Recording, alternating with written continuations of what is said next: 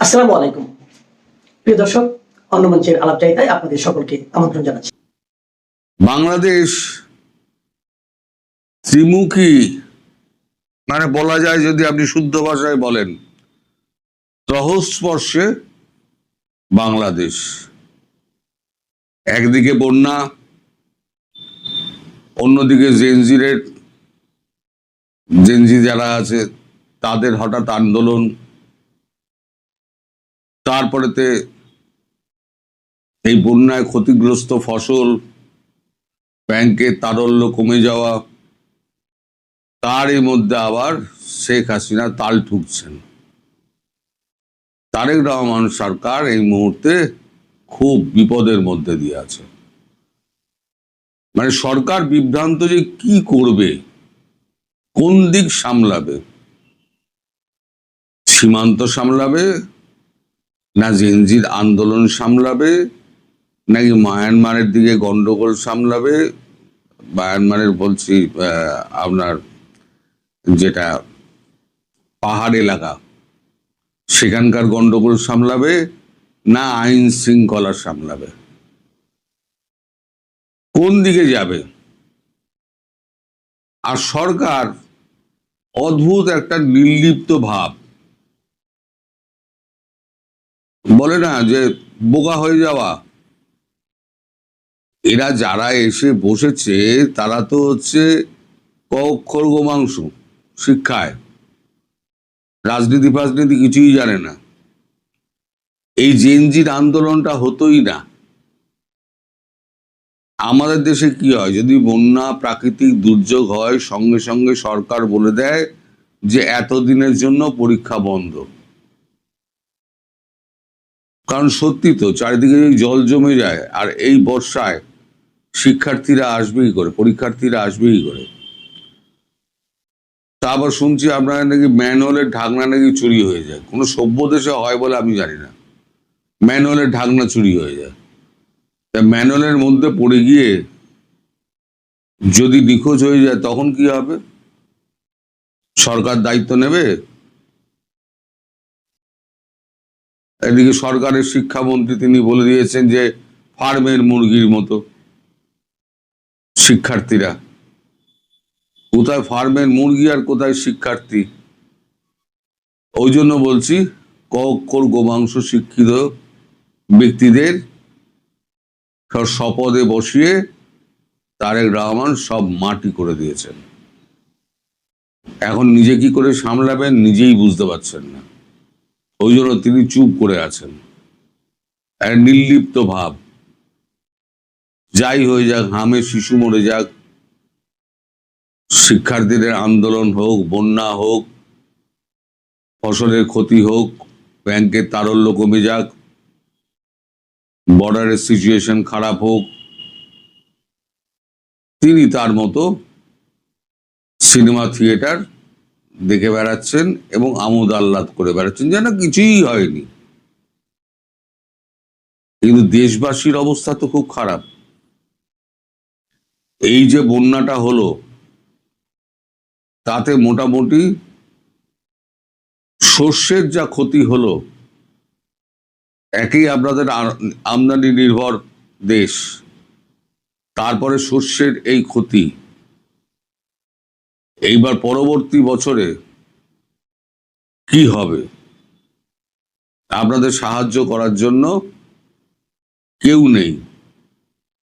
আপনারা ভাবেন আপনাদের আমেরিকা সাহায্য করবে, পাকিস্তান সাহায্য করবে, তুর্কি সাহায্য করবে। পাকিস্তানের নিজের অবস্থা খুব খারাপ। পাকিস্তান আপনাকে বাঁচাবে? $17.5 বিলিয়ন চীন চেয়ে বসেছে, যে অনেক হয়েছে। হয়েছিল কি, ওই যে BRI belt and road initiative project হয়েছিল না, ওইখানে যত বিদ্যুৎ, যত উৎপাদন কেন্দ্র হয়েছিল সব বলেছিল, পাকিস্তান বলেছিল আমি কিনে নেব। পাকিস্তান সরকার কিনে নিয়েছে, চীনও করে দিয়েছে। 60 বিলিয়ন না 65 বিলিয়ন ওখানে ডলার খরচা হয়েছে। এইবার টাকা যখন পরিশোধের ব্যাপার হচ্ছে, তখন 2019 সাল থেকে এই পরের বছর দেবো, রোল ওভার করে দিন। এই সুদের সুর চক্রবৃদ্ধি হারে সেটা গিয়ে দাঁড়িয়েছে $17.5 বিলিয়ন। শুধু সুদ, আসল ছেড়ে দিন। এখন চায়নার কাছে গেছিল, চায়না বলেছে আমার আর সময় দিতে পারবো না, টাকা আমায় দিতেই হবে। ছুটেছে এখন এমএসবির কাছে, মোহাম্মদ বিন সালমান দুবাইয়ের, তার পায়ে ধরছে, টাকা দিন। এই তো হলো পাকিস্তানের অবস্থা। আর ভেতরে রাজনৈতিক অবস্থা তো আপনারা জানেন। আফগানিস্তান ডিউরেন লাইনে গোলাগুলি চালাচ্ছে। বালুচিস্তান 85% প্রায় স্বাধীন হয়ে গেছে। খাইবার পাখতুনখোয়ায় ঢুকতে পারে না। পিওকেতে ভারতের সঙ্গে জয়েন করার জন্য লাপাচ্ছে। ভারত একটা সুযোগ পেলেই হলো। এদিকে চায়নার একটা ড্যাম ছিল, নীলাম ভ্যালি ড্যাম, সেই ড্যামটা আর চায়না করবে না বলে জানিয়ে দিয়েছে। অর্ধেক হয়ে পড়ে রয়েছে, কারণ টাকা আমরা পাবো না, বুঝে গিয়েছি, আমরা ওখানে আর টাকা ঢালবো না। এই হচ্ছে বর্তমানে পাকিস্তানের অবস্থা। আমেরিকা ফেসে গেছে কোথায়? আমেরিকা ইরানে ফেসে গেছে। শান্তি চুক্তি তো গেছে মায়ের ভোগে। সেটা আমি বলি, শোনো, শান্তি চুক্তি টিকবে না। ইরানকে কালকে রাত্রিবেলা 6000 মিসাইল মেরেছে ইরান, আমেরিকা এবং ইসরায়েল মিলে। ইরানও পাল্টা আঘাত করছে, আমেরিকা ওখানে ফেসে রয়েছে। ট্রাম্পের কোনোটাই খাটেনি, না ট্যারিফ কেটেছে, না ইউক্রেনের যুদ্ধ বন্ধ করতে পেরেছেন, আবার নতুন করে আবার ইরানের সঙ্গে পাঙ্গা নিয়ে নিজের অবস্থা আরো খারাপ করে ফেলেছেন। তো সেইখানে যদি আপনি টাকার জন্য যান, আপনাকে টাকা দেবে, আপনাকে টাকা দেবে না। ফলে আপনার যে বাজেট ডেফিসিট রয়েছে, সেই বাজেট ডেফিসিট আপনি পূরণ করবেন কি করে, কোত্থেকে? তার মধ্যে শেখ হাসিনা তাল টুকছেন যে আবার আমি ফিরব। সরকার উল্টো পাল্টা বকছে, ঢুকতে দেব না। দেশের প্রধানমন্ত্রীকে তিনি ঢুকতে দেবেন না তারা। এখন সাময়িক বর্ষা চলছে, 71 সালের মতো বর্ষা কিছুটা হলেও বাঁচিয়ে দিয়েছে। তাহলে এটা ছিল উপযুক্ত সময়।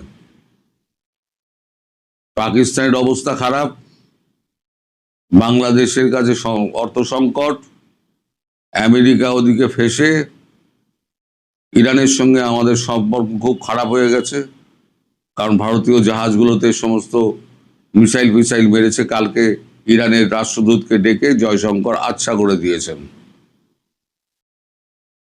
দুটো কাজ একসঙ্গে চলতে পারে না। ভালো সম্পর্ক এবং তারই সঙ্গে সংঘর্ষ।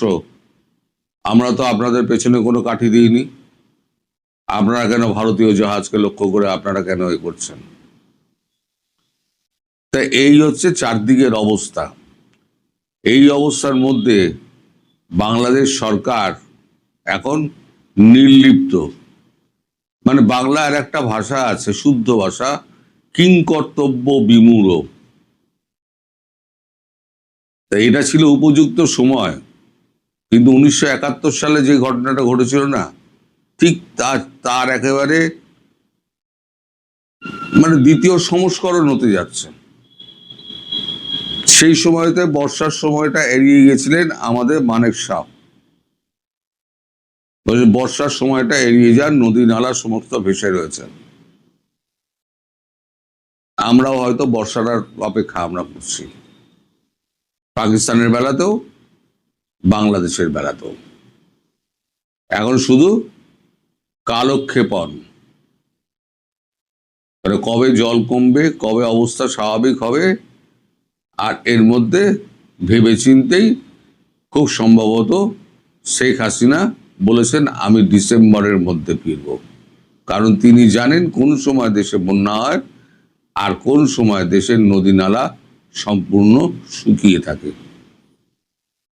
এখন দেখা যাক এই কিংকর্তব্য বিমূঢ় সরকার ত্রহস্পর্শ থেকে কি করে বাঁচতে পারে। সবাই ভালো থাকবেন, সুস্থ থাকবেন। শেখ হাসিনা ডিসেম্বরে দেশে ফিরছেন সেটা নিশ্চিতভাবেই ভারত জানে, এবং নিশ্চিতভাবেই তাকে যিনি বিমানবন্দর থেকে হিন্ডন বিমান ঘাঁটি থেকে অভ্যর্থনা জানিয়েছিলেন সেই জাতীয় নিরাপত্তা উপদেষ্টা অজিত দোভালও বিষয়টা জানেন। বাংলাদেশকে 2024-এর 5ই আগস্টের পর থেকেই ভারত নিরাপত্তার লেন্স দিয়ে দেখছে, এবং সেই তরফেই তারা আন্তর্জাতিক মিত্র শক্তিগুলোকে, সকল পক্ষকেই, এমনকি ব্রিক্সের রাশিয়া চীনকেও জানিয়ে রেখেছে যে বাংলাদেশে অস্থিতিশীল পরিস্থিতি কারো বিনিয়োগের জন্যেই মঙ্গলজনক হবে না।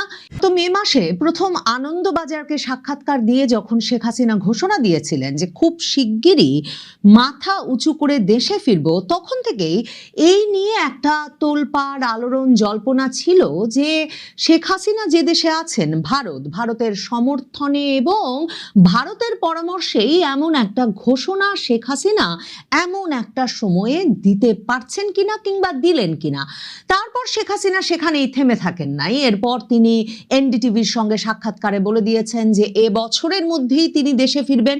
এর মধ্যে বাংলাদেশ সহ ভারতের গণমাধ্যমে খবর প্রকাশিত হয়েছে যে আওয়ামী লীগের নেতাদেরকেও তার নির্দেশনা দেওয়া হয়ে গেছে যে তারা যাতে দলকে সেভাবে প্রস্তুত করে যাতে তিনি খুব শিগগিরই 6 মাসের মধ্যে দেশে ফিরলে দল যাতে সেখানে তাকে যথাযথভাবে স্বাগত জানাতে প্রস্তুত থাকে।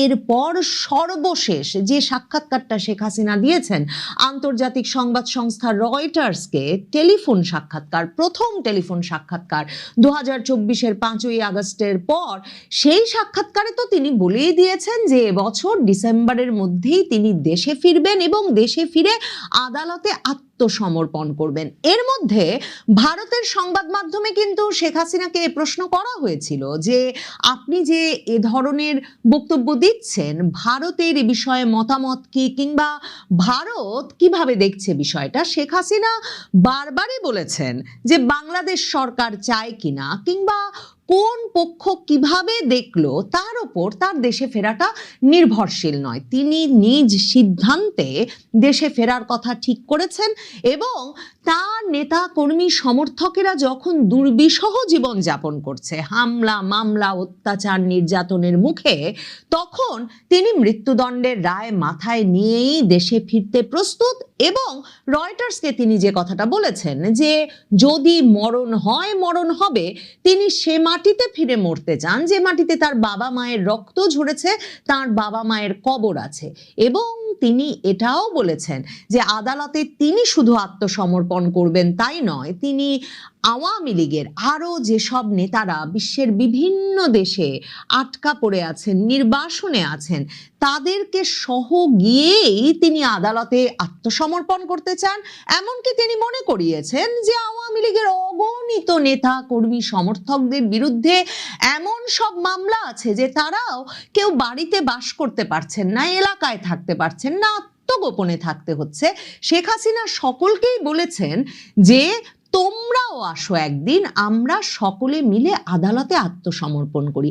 মানে শেখ হাসিনা ফিরছেন, শুধু ফিরছেন এ ঘোষণা দিয়েছেন তাই নয়, তিনি ঠিক কি পরিকল্পনা নিয়ে ফিরছেন, গিয়ে তার রাজনৈতিক কর্মসূচিটা কি সেটাও স্পষ্ট করে দিয়েছেন এবং সেই রাজনৈতিক কর্মসূচি বাস্তবায়নে দলকে প্রস্তুত হতে বলেছেন। শুধু তাই নয়, দেশে বিদেশে নেতাদের একত্র করে দেশে ফেরার বিষয়, একটা শোডাউনের বিষয়ে যে তাদের এক রকমের প্রস্তুতি নেওয়া হয়েছে, তালিকা প্রস্তুত হয়েছে, এক রকমের ঐকমত্য হয়েছে, সেগুলো স্পষ্ট করে দিয়েছেন আন্তর্জাতিক সংবাদ মাধ্যমে। এবং এই যে প্রকাশ্য সাক্ষাৎকারগুলো একেবারে ডেডলাইন দিয়ে, তখন বারবারই প্রশ্ন আসছিল যে তার যে স্বাগতিক দেশ, তিনি যেই দেশের আতিথ্যে আছেন সেই দেশ এই বিষয়টা কিভাবে দেখছে? ভারতই কি তাহলে তাকে এমন একটা পরামর্শ, এমন একটা সমর্থন জানিয়েছে যে ডিসেম্বরের মধ্যে তার দেশে ফেরার পথ পরিষ্কার হবে?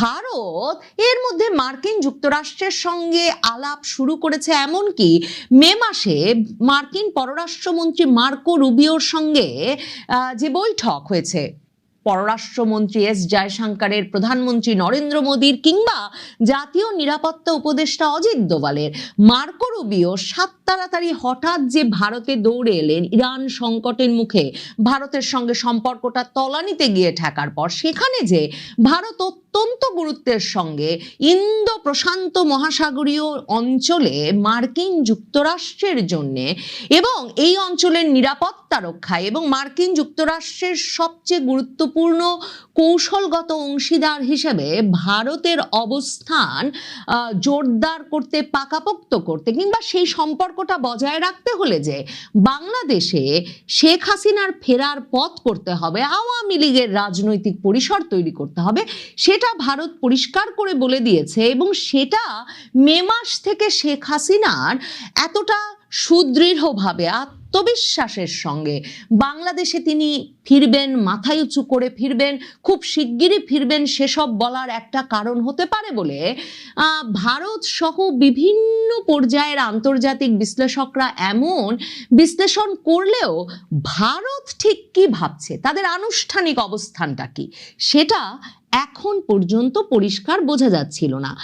কিন্তু সব শেষে অবশেষে ভারতের পররাষ্ট্র মন্ত্রণালয়ের যে সাপ্তাহিক প্রেস ব্রিফিং হয়, মিডিয়া ব্রিফিং হয় প্রতি মঙ্গলবার, সেই মঙ্গলবারের মিডিয়া ব্রিফিংয়ে শেখ হাসিনার অত্যন্ত ঘনিষ্ঠ ভারতীয় সাংবাদিক, বাঙালি সিনিয়র সাংবাদিক, যিনি ভারতের দিল্লি প্রেস ক্লাবের সভাপতি ছিলেন, গৌতম লাহিড়ী রণধীর জয়সওয়ালকে, ভারতের পররাষ্ট্র মন্ত্রণালয়ের মুখপাত্রকে সরাসরি প্রশ্ন করেন যে বাংলাদেশের সাবেক প্রধানমন্ত্রী শেখ হাসিনা যে সম্প্রতি ঘোষণা দিয়ে দিয়েছেন যে তিনি দেশে ফিরে যাবেন, ডিসেম্বরের মধ্যে ফিরবেন, এ বিষয়ে ভারত কি ভাবছে? তখন ভারতের পররাষ্ট্র মন্ত্রণালয় রণধীর জয়সওয়ালের একটা উত্তর না দিয়ে, জবাব না দিয়ে কোনো উপায় থাকে না। তবে শেখ হাসিনা যেমন বলেছেন আগেই ভারতের সংবাদ মাধ্যমের প্রশ্নের জবাবে যে এই সিদ্ধান্ত তার ব্যক্তিগতভাবে, তার একান্তই তার, এবং তিনি কবে দেশে ফিরবেন সেটা অন্য কারো উপর কখনোই নির্ভর করে না। সেই একই কথা কিন্তু ভারতের পররাষ্ট্রমন্ত্রী এস জয়শঙ্কর গত বছর ডিসেম্বরে ভারতের একটি বিশ্ববিদ্যালয়ে এক আলোচনা সভায় এনডিটিভির সম্পাদকের এক প্রশ্নের জবাবে বলেছিলেন। তিনি বলেছিলেন বাংলাদেশের প্রধানমন্ত্রী, সাবেক প্রধানমন্ত্রী শেখ হাসিনা ঠিক ততদিন ভারতে থাকবেন যতদিন তিনি থাকা প্রয়োজন মনে করবেন, এবং তখন মনে করিয়ে দিয়েছিলেন পররাষ্ট্রমন্ত্রী এস জয়শঙ্কর যে সাবেক প্রধানমন্ত্রী শেখ হাসিনা একটা নিরাপত্তা পরিস্থিতির মুখোমুখি হয়ে বাংলাদেশ ছাড়তে বাধ্য হয়েছিলেন, এবং যে কথা তিনি 2024-এর 5ই আগস্টের পর ভারতের সকল রাজনৈতিক দলকে সংসদে ডেকে বলেছিলেন, সেটাও বলেছেন যে এমন একটা পরিস্থিতি তৈরি হয়েছিল যে ভারতকে খুব স্বল্প সময়ের মধ্যে সিদ্ধান্ত নিতে হয়েছিল, এবং শেখ হাসিনার নিরাপত্তার জন্যে বাংলাদেশ রাষ্ট্রের অনুরোধে তখন ভারত তার আকাশ সীমা খুলে দেয়, এবং শেখ হাসিনা নিরাপত্তার জন্য খুব স্বল্প সময়ের জন্য বাংলাদেশের সামরিক বিমানে করে ভারতের একটা সামরিক বিমান ঘাঁটিতে এসে অবতরণ করেন। কতদিনের জন্য এসেছেন, কি স্ট্যাটাসে এসেছেন, কতদিন থাকবেন, সেটা কিন্তু 2024-এ 5ই আগস্টে এক রকমের ব্যাখ্যা করার মতো বা সেই নিয়ে আলাপ আলোচনা করার যে পরিস্থিতি ছিল না, সে কথাটা ওই আগস্ট থেকেই ভারতের পররাষ্ট্রমন্ত্রী থেকে পররাষ্ট্র মন্ত্রণালয়ের বিভিন্ন জন বারবার বলে এসেছেন।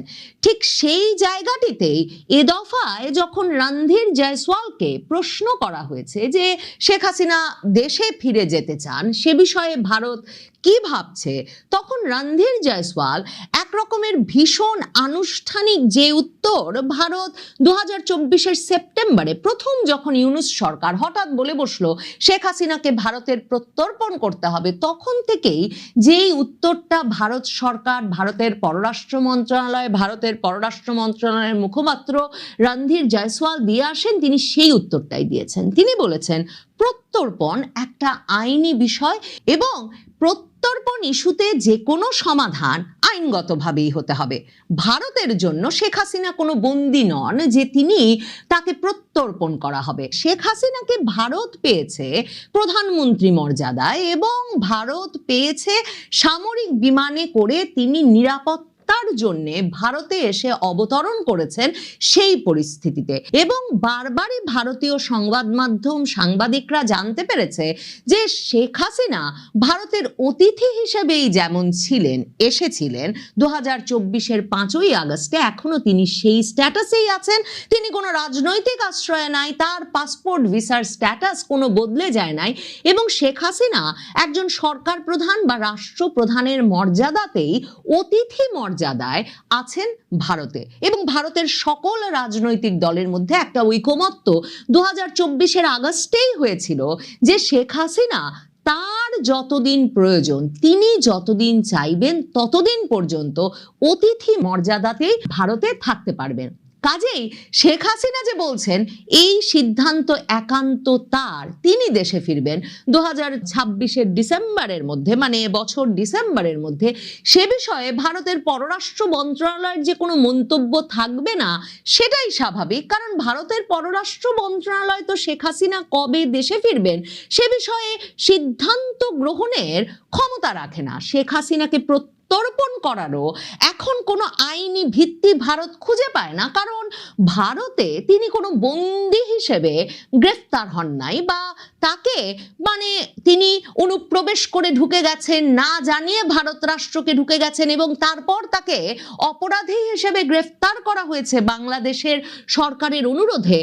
শেখ হাসিনার স্ট্যাটাসটা 2024-এর 5ই আগস্ট থেকে এখন পর্যন্ত এমন নয় এবং এমন ভাববার কোনো আইনি ভিত্তি ভারত খুঁজে পায় না। তবে এই যে রণধীর জয়সওয়ালের এই উক্তি, তাতে পরিষ্কার সর্বশেষ তিনি যে মন্তব্য করলেন যে এটা আইনগতভাবেই মীমাংসা হতে হবে, তাতে পরিষ্কার যে এতদিন ধরে ভারত যেমন এ প্রসঙ্গে বাংলাদেশের সঙ্গে কোনো আলাপে রাজি হয় নাই, এমনকি এই যে খলিলুর রহমান বাংলাদেশের পররাষ্ট্রমন্ত্রী ঘুরে এলেন ভারতে এবং এস জয়শঙ্কর, অজিত দোভালের সঙ্গে বৈঠক করে এলেন, সেখানেও যেমন তিনি শেখ হাসিনার প্রত্যর্পণ প্রসঙ্গ তুলতে পারেন নাই বা কোনো বিশেষ আশ্বাস নিয়ে আসতে পারেন নাই, বাংলাদেশের সঙ্গে এই প্রসঙ্গে আলাপ করতে কোনোভাবেই প্রস্তুত নয় ভারত। কারণ ভারত জানে আইনগতভাবেও, আন্তর্জাতিক আইন মাথায় রাখলেও ভারতের পক্ষে শেখ হাসিনাকে প্রত্যর্পণ করা সম্ভব না। কারণ একদিকে তার উপর মৃত্যুদণ্ডের রায় ঝুলছে, আর অন্যদিকে